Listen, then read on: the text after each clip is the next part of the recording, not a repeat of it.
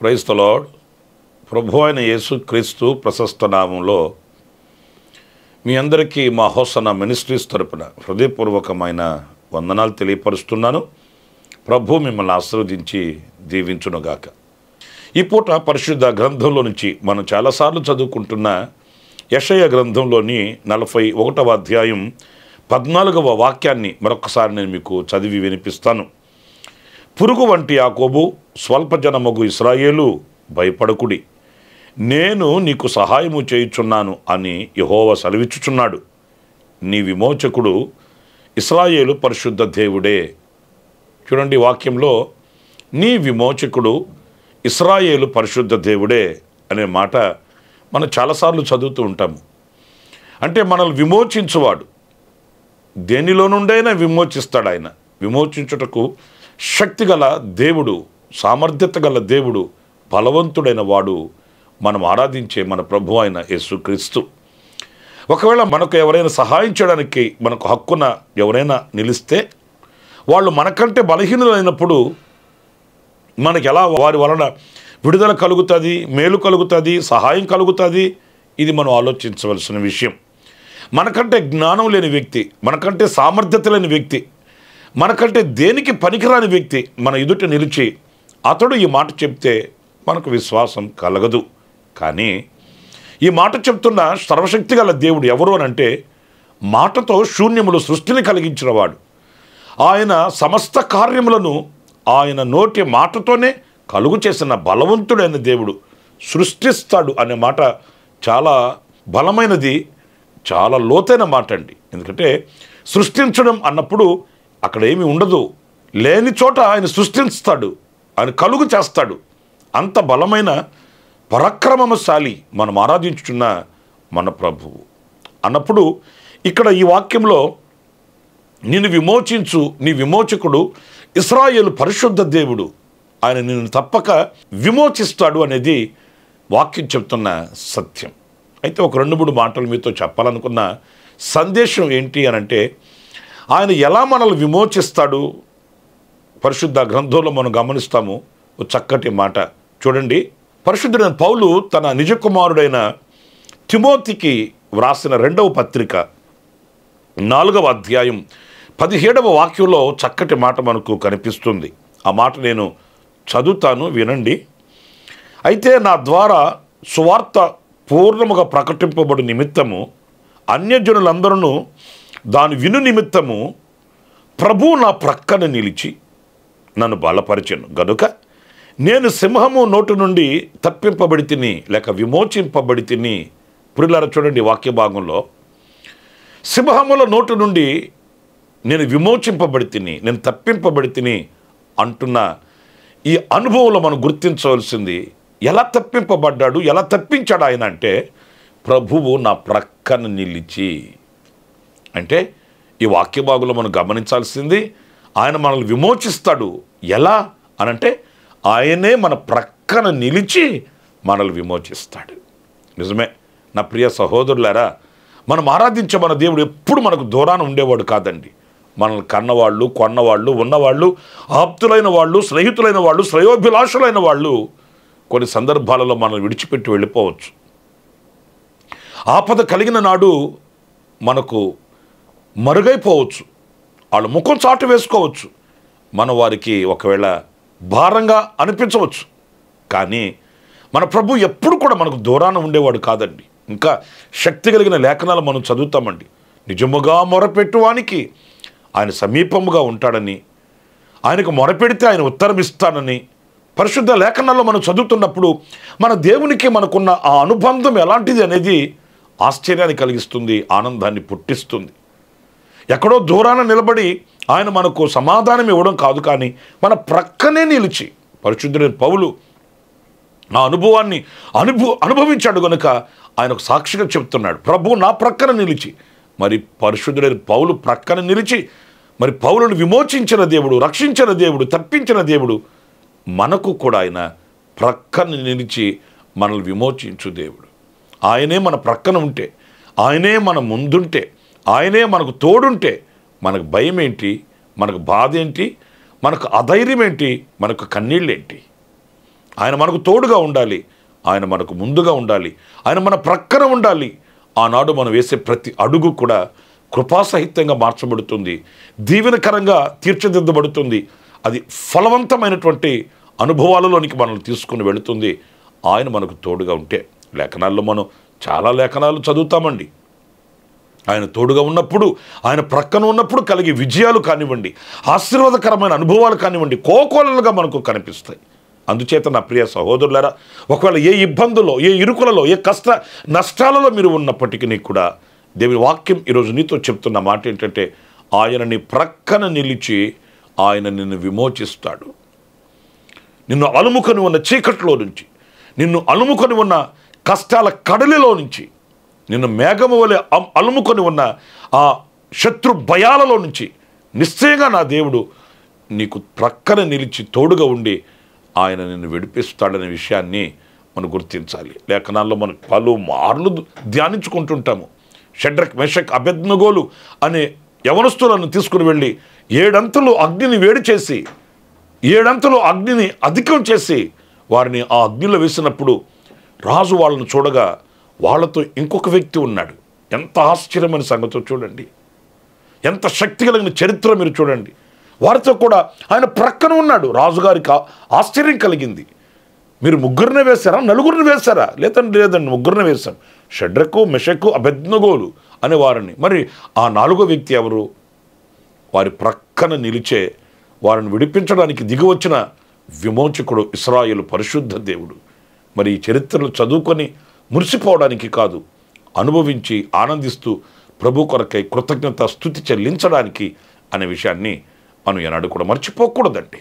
కనుక ఏ స్థితిగతుల మధ్యలో నుండి అయినా ఆయన మనకు ప్రక్కన నుండి మనల్ని విమోచించి విమోచకుడు అనేది ఈ వాక్యం మనకు నేర్పుతున్న పాఠం. మరొక విషయాన్ని కూడా నేను మీకు జ్ఞాపకం చేస్తాను. అదేంటంటే గలతీ పత్రిక 1వ అధ్యాయం 4వ వాక్యంలోని మాటలు నేను చదువుతానండి. మన తండ్రి అయిన దేవుని చిత్త ప్రకారము క్రీస్తు మనలను ప్రస్తుతపు దుష్టకాలములో నుండి విమోచింపవలెనని మన పాపముల నిమిత్తం తన్ను తాను అప్పగించుకొనెను. ప్రియులారా చూడండి, ఆయన మనల్ని విమోచింప నిమిత్తము తన్ను తాను అప్పగించుకున్నాడంట. అంటే ఆయన మనల్ని ఎలా విమోచిస్తాడు అనంటే, తనను తాను అప్పగించుకొని మనల్ని విమోచిస్తాడు, విమోచించాడు కూడాను. మన దేవుడు ఏదో మాట చెప్పి పంపించడం కాదు, ఆయన మనల్ని విమోచించు నిమిత్తమై తనను తాను అప్పగించుకున్నాడట. నా ప్రియ సహోదరులారా, ఈ లోకంలో మనం ఎవరిని ఆయనతో పోల్చగలము? ఎవరితో ఆయనను సమము చేయగలము?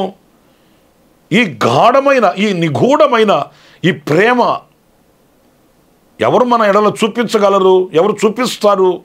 మీరు ఆలోచించండి. తనను తాను అప్పగించుకొని అనే మాట మనం కొలత వేయలేమండి, కొలత వేయలేము. అంటే తాను మనల్ని ఎంత ప్రేమించాడు, ఆయన మనల్ని ఎంత ప్రేమించబట్టి తనను తాను అప్పగించుకున్నాడు. దివిటీలతోనూ, దీపాలతోనూ, ఆయుధాలతోనూ గెత్సేమనే తోటలోకి సైనికులు వచ్చేశారు. కానీ ఆనాడు ఆయన వాళ్ళని దాటుకొని తప్పించుకొని వెళ్ళిపోలేదు. ఆయనగా వారికి ఎదురుపడి మీరు ఎవరిని వెతుకుతున్నారు అన్నప్పుడు వాళ్ళు అమాయకంగా చెప్పారండి, మేము నజరేయుడైన యేసుని వెతుకుతున్నామండి. నజరేయుడైన యేసుని. ఎందుకంటే యేసు అనే పేరు కలిగిన వాళ్ళు ఇంకా చాలామంది ఉన్నారు. అంచేత వాళ్ళు పర్టికులర్గా నజరేయుడు అనే పిలువబడే ఆ యేసుని మేము వెతుకుతున్నాం అన్నప్పుడు ఆయన అన్నాడు, ఆ యేసుని నేనే. చూడండి, ఆయన తప్పించుకోవడానికి రాలేదు, తనను తాను అప్పగించుకున్నాడు. ఆ యేసుని నేనే అన్నప్పుడు వాళ్ళు కంగు తిన్నారు. మన ప్రభు అయిన యేసుక్రీస్తు ఏదో దిక్కుముక్కు లేకుండా ఆదరాభిమానాలు లేకుండా, ఎవరు అతని పక్షాన ఆయన పక్షాన నిలిచి మాట్లాడేవాళ్ళు లేక ఆయన చనిపోయినవాడు కాదు, అప్పగింపబడినవాడు కాదండి. మనందరి పాప పరిహారార్థమై, మనందరి విమోచనార్థమై ఆయన తనను తానే అప్పగించుకున్నాడు, సమర్పించుకున్నాడు. ఒక్క ప్రశ్న ఇక్కడ మనం వేసుకోవాలి. అదేంటంటే, మన కొరకై ఆయన తమ్మును తాము అప్పగించుకుంటే మరి మనం ప్రభు కొరకై మనలను మనం ప్రభుకు అప్పగించుకోగలుగుతున్నామా?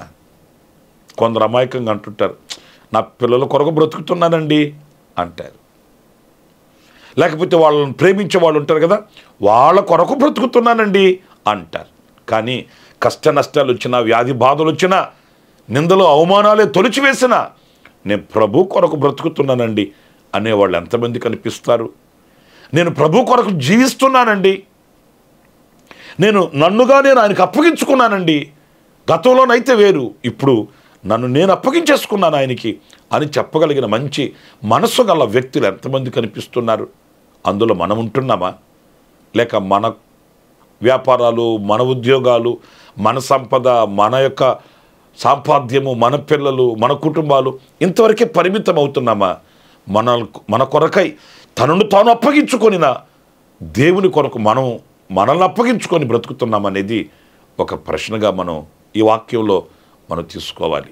ప్రియమైన దేవుని బిడ్డలారా, ఆయన తండ్రితో కూడా ఉండుట విడిచిపెట్టకూడని భాగ్యమని ఎంచుకొనక దాసుని స్వరూపం ధరించి లోకానికి దిగి వచ్చి ఆయన మన కొరకై మనల్ని విమోచించు నిమిత్తం, మనం పాపపు కట్లతోనూ మరణ బంధకాలలోనూ అలాగే నాశనకరమైన ఊబిలో మనం పడి ఉన్నప్పుడు ఆ స్థితిలో నుంచి మనం విమోచించడానికి, ఆ పరిస్థితుల నుంచి మనం రక్షించడానికి, ఆ పరిస్థితుల్లో మనం నిత్య నరకాగ్నికి దిగజారిపోకుండా ఆయనతో కూడా యుగాయుగములు నివసించున్నట్లు, వసించున్నట్లు ఆయనే తనను తాను అప్పగించుకున్నాడు.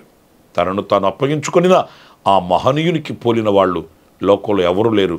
ఆయన కొరకే మన శేష జీవితాన్ని మనం అర్పించుకోవాలి, సమర్పించుకోవాలి. ఆఖరిగా మరో శ్రేష్టమైన మాట నేను మీకు జ్ఞాపకం చేస్తాను. అది మత్తయి సువార్త 20వ అధ్యాయం 28వ వాక్యం అండి. అలాగే మనుష్య కుమారుడు పరిచారము చేయించుకొనుటకు రాలేదు కానీ పరిచారము చేయుటకును అనేకులకు ప్రతిగా విమోచన క్రయధనముగా తన ప్రాణమునిచ్చుటకును వచ్చెనని చెప్పెను. ప్రియులారా చూడండి, ఇక్కడ విమోచన క్రయధనముగా తన ప్రాణమునిచ్చుటకు అంటే ఎలా విమోచించాడు తన ప్రజల్ని అంటే, తన ప్రాణం ఇచ్చి తన ప్రాణమునే పెట్టి విమోచించాడంటండి. నా ప్రియా సహోదరులారా, ఒక్కొక్క మెట్టు మనం ధ్యానించే కొద్దీ ఎంత హృదయం భారభరితం అవుతుందో ఒకసారి చూడండి. ప్రక్కన నిలిచి విమోచించడం ఒక వంతు అయితే, తనను తాను అప్పగించుకొని విమోచించడం ఒక వంతు అయితే, ఈ మూడవ మాట చూడండి, తనను తాను అప్పగించుకోవడమే కాదు, దేనికి అప్పగించుకున్నాడు తనను తాను అనంటే మరణము నొందడానికి, ప్రాణం పెట్టడానికి. నా ప్రియ సహోదరుడా ఆలోచించు. ఎవరైనా ఏదైనా సహాయం చేయగలరే కానీ ప్రాణం ఇవ్వగలరా మన కొరకు ఎవరైనా? ఏ బంధాలైనా చూడండి మీరు, తల్లిదండ్రుల బంధమా, అన్నదమ్ముల బంధమా, అక్క చెల్లెళ్ళ బంధమా, లేకపోతే ఇరుగు పొరుగు వారి బంధమా, ఏ బంధమైనా ఇబ్బంది లేకుండా మీరు ఆలోచించి వివేచించి కాస్త పరిశీలించి చూడండి.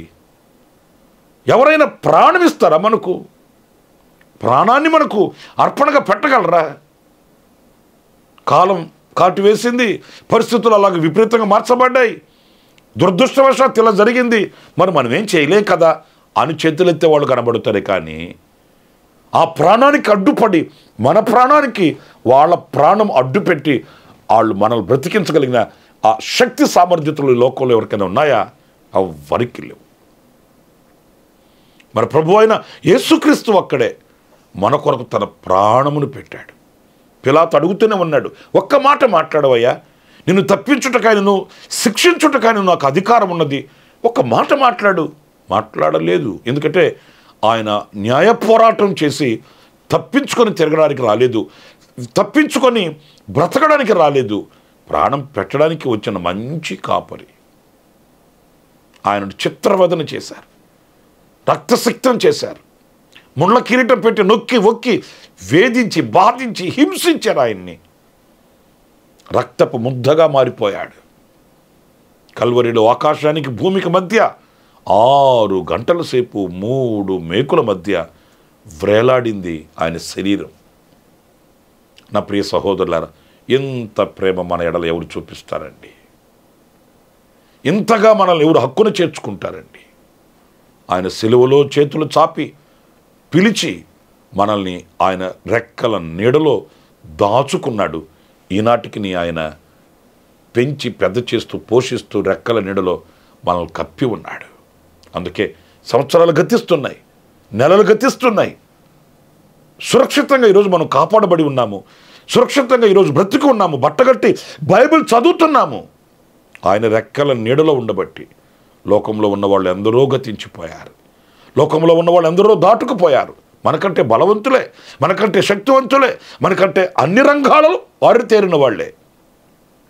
కానీ వాళ్ళ చిరునామా సజీవుల మధ్యలో లేదు. ఈ రోజున అభాగ్యులం, అయోగ్యులం, ఇంకా బ్రతికి బట్టగట్టి బైబిల్ పట్టి దేవుని సన్నిధిలో భక్తి కలిగిన వారమై ఉన్నాము అనంటే ఆయన రెక్కల నీడలో మనం జీవిస్తున్నాం, బ్రతుకుతూ ఉన్నాం. నా ప్రియ సహోదరులారా, మన కొరకు ప్రాణం పెట్టి ఆ మరణ శాసనాన్ని కొట్టివేసి ఆ మరణ బంధకాలలో నుండి, ఆ చెరలో నుండి ప్రభు మనల్ని విడిపించి విమోచించి ఆయన మనకు రక్షణ భిక్షను పెట్టాడు.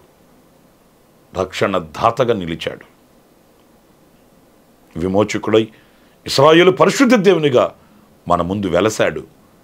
ఆయనే మనకున్న ఆధారం, మనకున్న ఆశ్రయం, మనకున్న దిక్కు, మనకున్న ధైర్యం కూడాను ఆయనే.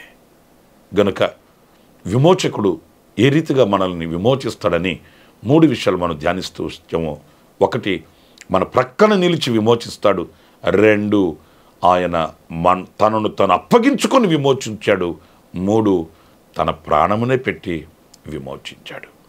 ఆ విమోచకునికి రుణపడి బ్రతుకుదాము. మనల్ని మనం అప్పగించుకొని జీవిద్దాము. ప్రభుతో అడుగులు వేస్తూ ముందుకు సాగుదాము. ప్రభు కృప మీ అందరికీ తోడుగా ఉండుగాక. ఆమేన్. తలలు వంచండి, చిన్న ప్రార్థన చేసుకుందాం.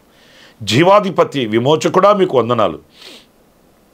స్వల్పజనమగు ఇశ్రాయేలుని నాయన మమ్మలను మీరు ప్రేమించారు. అందుకే మా కొరకు దిగి వచ్చారు.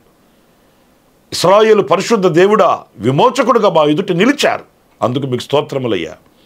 ప్రభువా, మా ప్రక్కన నిలిచి మా కొరకు అప్పగించుకొని మా కొరకు ప్రాణం పెట్టి మాకు విమోచకుడు అయ్యావు. ఏమిచ్చి నీ రుణం తీర్చుకోగలం నాయనా. మరొకసారి మమ్మల్ని మీకు అప్పగించుకుంటున్నాం. మేము మా కొరకు కాదు, మీ కొరకు జీవించాలని నిర్ణయం తీసుకుంటున్నాము. కుడికారిను ఎడమకారిను తొలగక మీతో మేము చేసుకొని ఒడంబడిక నిబంధన అంతము వరకు కొనసాగించుకోవడానికి కావలసిన విశేషమైన కృప, దీవెన మీరు మాకు అనుగ్రహించి నడిపించమని, ఇదిగో ఈ మాటలు విని ఒక్కొక్కరిని మీరు ఎక్కల నీడలో దాచు కృప చూపించండి. మమ్మల్ని మీకు అప్పగించుకుంటూ యేసు నామములో ప్రార్థించి వేడుకొనుచున్నాను తండ్రి. ఆమేన్. ఆమేన్. ఆమేన్. ప్రభు మిమ్మల్ని ఆశీర్వదించి దీవించునుగాక. విశేషమైన కృప నా దేవుడి ధనమంతయు మీకు అనుగ్రహించి నడిపించునుగాక. ఆమేన్. ప్రతి దినము ఈ అనుదిన కృపాను సందేశాల కొరకు, ఇంకా మరిన్ని ఆత్మ సంబంధమైన సందేశాల కొరకు ఈ మా యూట్యూబ్ ఛానల్ ని సబ్స్క్రైబ్ చేసుకోండి. Pastor Ramesh, hosanna ministries.